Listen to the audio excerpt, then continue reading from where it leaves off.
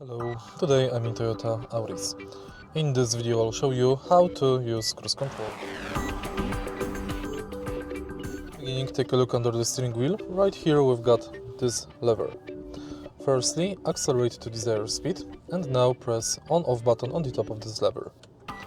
You can see that cruise control is enabled by this icon here. Now you have to push this lever downwards. Now cruise control is activated. You can let the acceleration pedal go. To increase the speed, push the lever upwards. To decrease it, push it downwards. To pause it, pull the lever. To unpause it, push it upwards for the current speed and downwards for first set speed. To disable cruise control, press the button located on the top of the lever. If you find this video helpful, please leave like, comment and subscribe.